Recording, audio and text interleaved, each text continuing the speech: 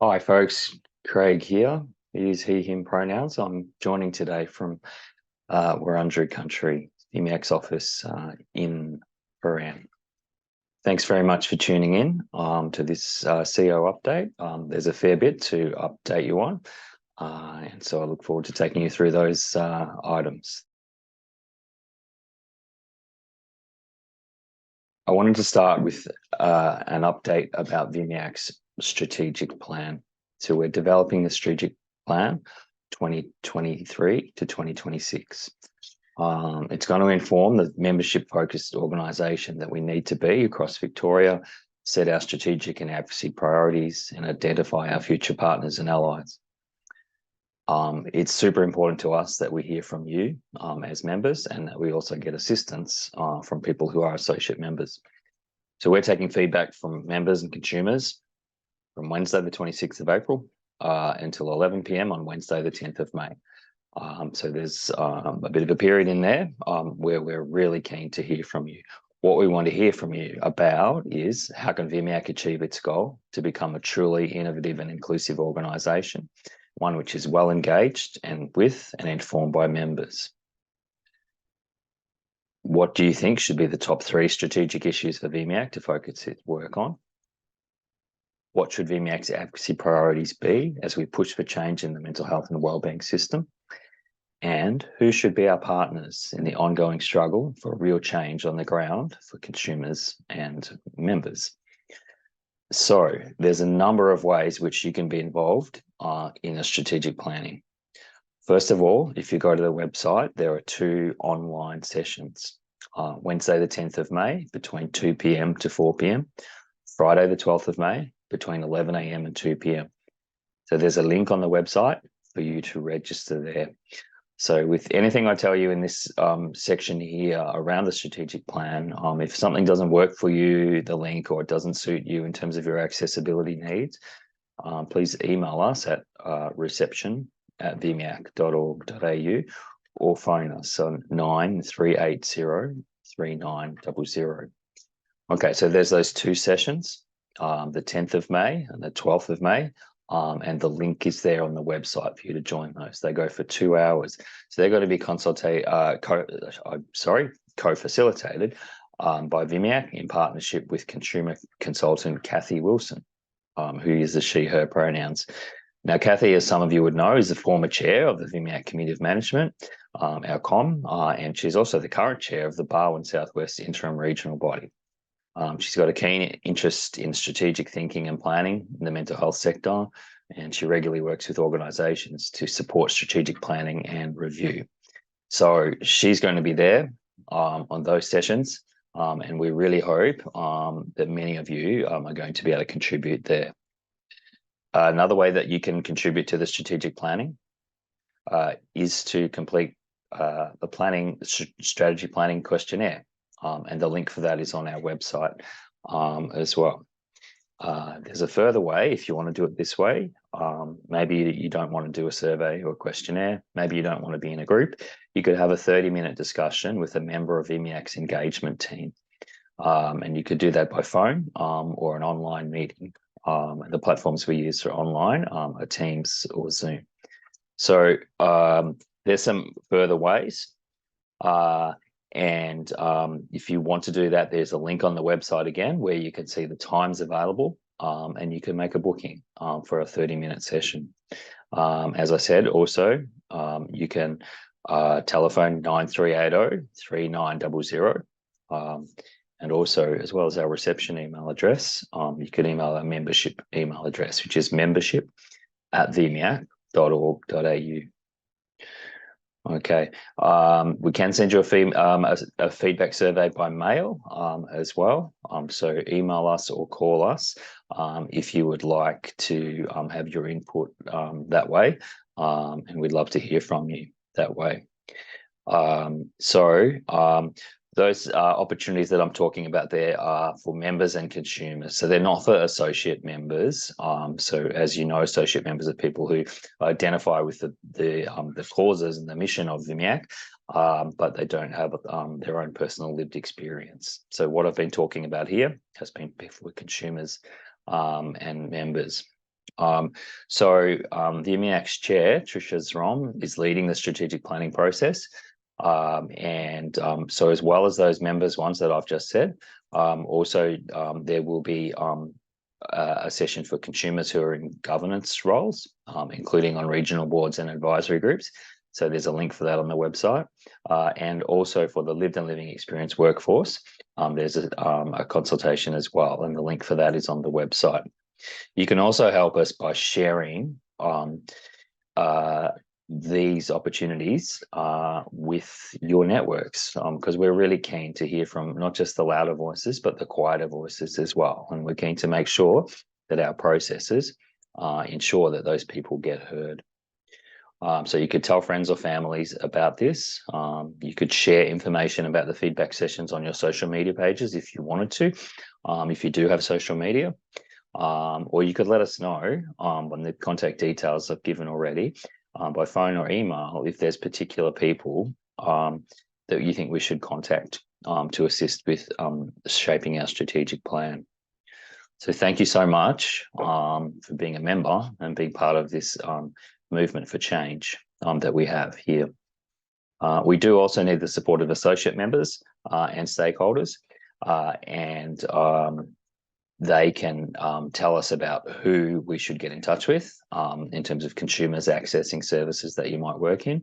And the other thing they could do is also support consumers who are engaged with your service to participate in these feedback sessions. Okay, so all of that, we are hoping our strategic plan will be signed off by the Committee of Management in June 2023. So thank you very much for considering how you might like to have input into that. And we really hope to hear from you so that we can create a really strong purpose and strategic directions for the organisation. I wanted to talk about a recent opportunity which was available for members of our consumer register. It was called An Introduction to Co-Design with Government. So the engagement team here at VMIAC hosted a training session for register members. It was co-developed and co-facilitated with members of the Human-Centred Design Hub from the Mental Health and Wellbeing branch, and also by consumer consultants. So 28 members of the consumer register attended the in-person training at Laguna Nyanjan, North Fitzroy Library. The session introduced members of the consumer register to the mindsets, theories and approach that the department takes into co-design projects. It was a pilot session. It's hoped the training can continue to be iterated to best serve members of the consumer register, with the eventual goal of it being a shared resource between all of the participation registers. So that's Tandem and Shark also have registers, and also be offered online. So it was, by the reports that we had, a really enjoyable and constructive session. And we got a lot of positive feedback about it and some really helpful and constructive criticism, which we always value. We're a learning organisation here at VMIAC, and we always value your feedback to help us do things better. So there'll be further chances for participants of that to give feedback in the coming days. And we're really appreciative of the register members spending that time with us to go into that pilot workshop.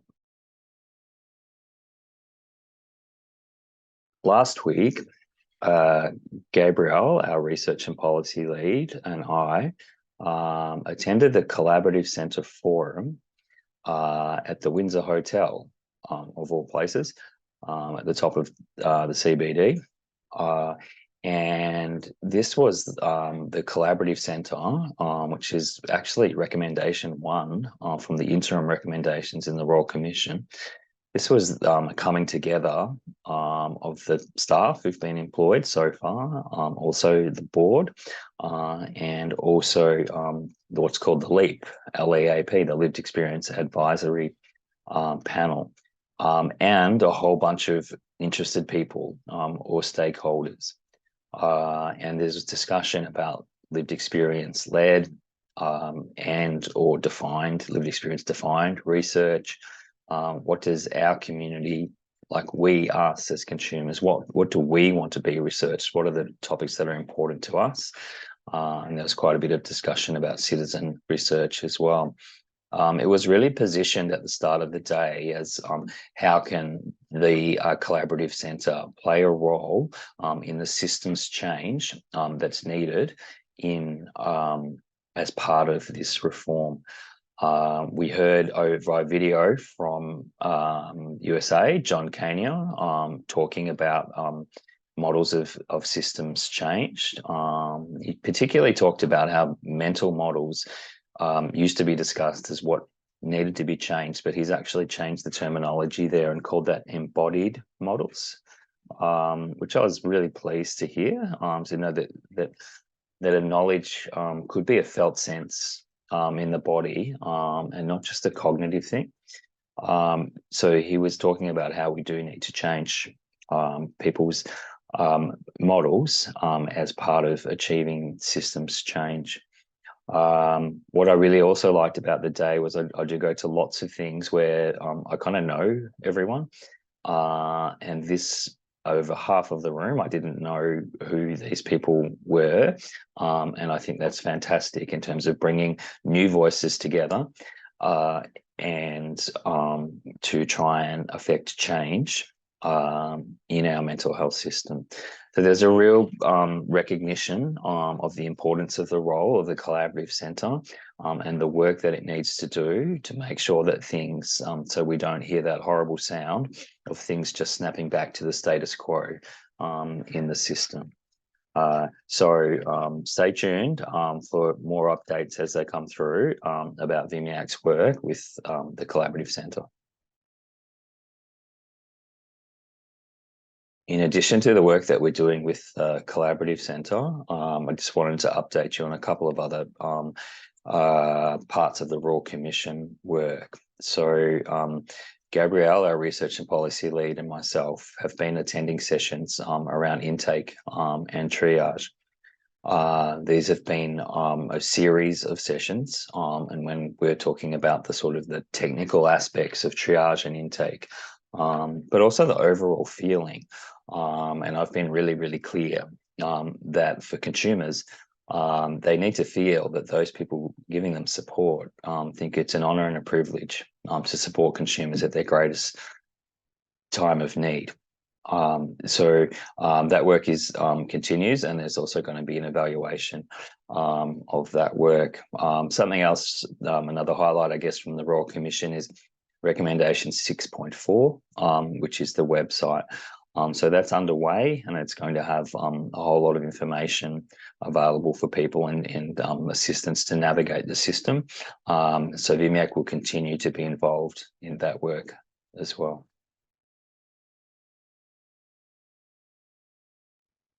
I wanted to update you about the national peak, and thank you to those of you who've got in touch with us with encouragement about this one and interest. It's really, really appreciated.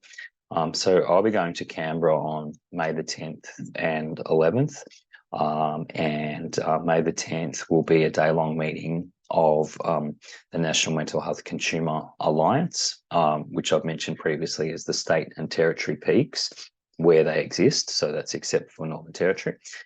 So we'll be having a day-long meeting on May the 10th. And that's in preparation for the fact that we know that there's going to be a tender going out for the national peak, and we need to be well placed for that. Also on the 11th, there's a Mental Health Australia forum. So VMIAC is a member of Mental Health Australia. So I will be attending that forum as well. So I wanted to mention recruitment for our committee of management, our COM. So that was promoted on our website and also in Ethical Jobs. I wanted to thank everybody who's expressed interest in that. We've had more applications than we have vacancies, which is a really nice and strong position for us to be in. And so we'll get back to you as soon as we can. If you've applied to be on the COM, and of course, once people are appointed, we'll get back to you so that you know who it is on your committee of management. There's an update too on recruitment to Team VMIAC, so our staff team. So our lived and living experience workforce manager, Tash Gore, starts on Monday, the 1st of May. So when you're watching this, Tash will be a few days in to her role with us. So we're looking forward to having her on board and continuing our work in the area of community of practice for consumer consultants, linking people in to training, and also position description bank, which we're going to be working on as well, like position descriptions of lived and living experience workforce roles. So if you've been watching our website or you've seen on Ethical Jobs, we have 2 comms roles which are under recruitment, our digital comms role and also our comms lead role. So applications have closed for both of them. And so stay tuned for us announcing an appointment there. We also had a 1-day-a-week conference role, so the applications have closed for that. And again, we look forward to letting you know who's going to be supporting us to develop the VMIAC conference for the end of the year. And finally, one that's open is NDIS information and support. So we've been fortunate to get some extra funding from the state government for our NDIS program. And so that will be in the form of an information and support role. And so that one closes on the 7th of May. And you can see that on our website. And also, if you go to Ethical Jobs and search keyword VMIAC, you will always find whatever jobs we have currently advertised there.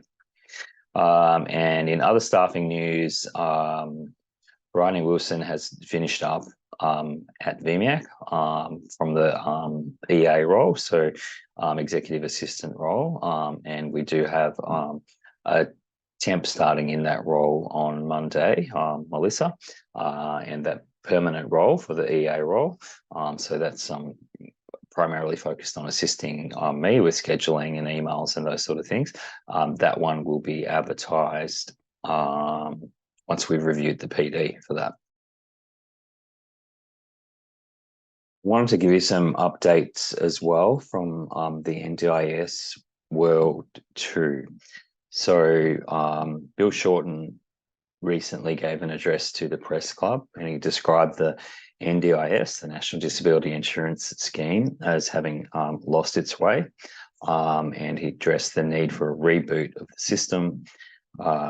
He said there was a sense of urgency for change with this. And he actually spoke about several issues for people with disability. And these are the 6 points that he said in terms of policy directions for reform.